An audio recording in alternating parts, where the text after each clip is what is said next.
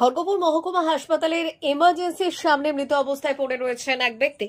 1 ঘন্টার বেশি সময় ধরে দেহ রাস্তার ওপর পড়ে থাকলেও এগিয়ে এলো না হাসপাতাল কর্মী থেকে শুরু করে পথ চলতি মানুষ। ভিডিও ভাইরাল হলো নেট দুনিয়ায়। পরে অবশ্য খড়গপুর মহকুমা হাসপাতালের কর্মীরাই ওই দেহ তুলে নিয়ে গিয়ে হাসপাতালের ভেতরে একটি ওয়ার্ডের মধ্যে রাখেন।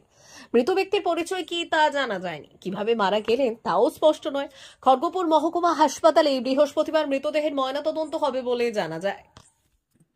আমি ব্যাপারটা নিয়ে প্রাইমারি খোঁজ খবর নিয়েছি, ওখানকার সুপারের সাথে কথা হয়েছে। তো যেটা হচ্ছে, ওদের ওয়ার্ডের একটা পেশেন্ট সকালবেলা অ্যাবসকন্ডেড হয়ে যায়, মানে দাঁত মাজতে বেরোচ্ছি বলে বেরিয়ে তারপরে আর ওয়ার্ডে ফেরেনি।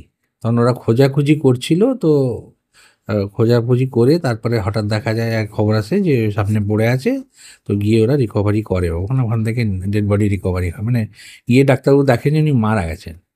তো ব্যাপারটা খুবই দুঃখজনক, এরকম হওয়া উচিত ছিল না। আমি ব্যাপারটা পুরো পূর্ণাঙ্গ রিপোর্ট চেয়ে পাঠিয়েছি, তদন্ত হচ্ছে তার বিষয়ে।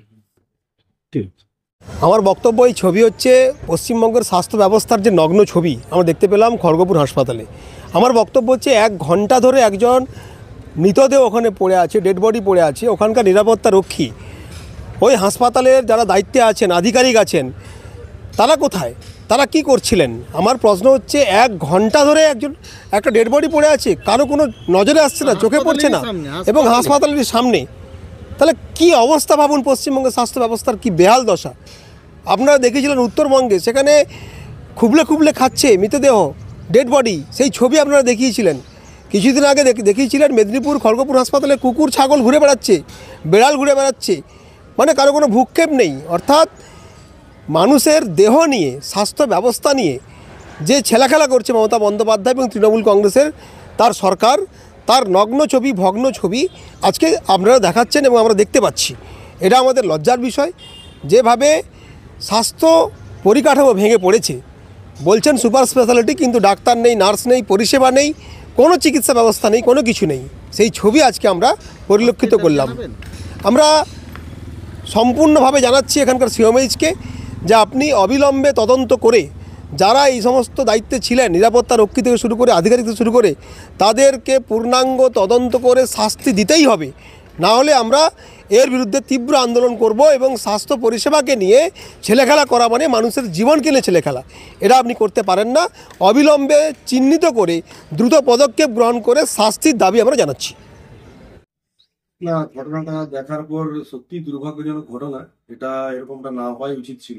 তারপরে যতদূর আমাদের কাছে খবর আছে যে স্বাস্থ্য দপ্তর এটা নিয়ে পদক্ষেপ গ্রহণ করছে এবং তদন্ত করছে, এবং আমরাও মনে করি তদন্ত করে দেখা উচিত যে কার এটা গাফিলতি, এবং তাতে যদি দোষী প্রমাণিত হয় আশা করি তার শাস্তি পাওয়া উচিত বলে মনে করি। এটা সত্যি খুব দুর্ভাগ্যজনক, হাসপাতালের আউটডোরের সামনে একজনের বডি পড়ে থাকবে প্রায় ঘন্টা 3 ধরে, এটা না হওয়াই উচিত ছিল বলে আমি মনে করি।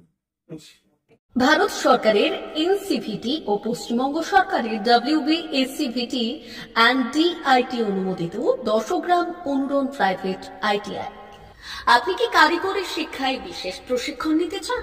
কারিগরি শিক্ষার একমাত্র বিশ্বস্ত প্রতিষ্ঠান 10 গ্রাম অনুরণ প্রাইভেট ITI, 10 গ্রাম, সবং, পশ্চিম মেদিনীপুর।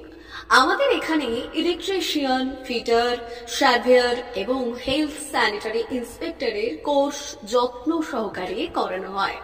ভর্তি চলছে। ভর্তি হতে আজই আসুন আমাদের 10 গ্রাম অনুরণ ITI-তে। মাত্র 2 বছরে ইলেকট্রিশিয়ান, ফিটার, সার্ভেয়ার এবং 1 বছরে হেলথ স্যানিটারি ইন্সপেক্টর কোর্স করানো হয়। এখানে প্রশিক্ষণ শেষে পেয়ে যাবেন 100% জব গ্যারান্টি।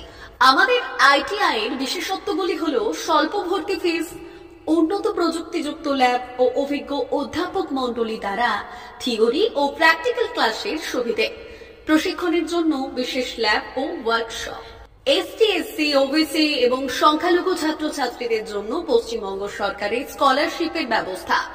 সার্ভেয়ার কোর্সের সাথে অটোকেট করানো হয়। অত্যাধুনিক শীততাপ নিয়ন্ত্রিত কম্পিউটার ল্যাব ও প্রজেক্টরের মাধ্যমে ক্লাসের সুবিধে। তবে আর দেরি কেন?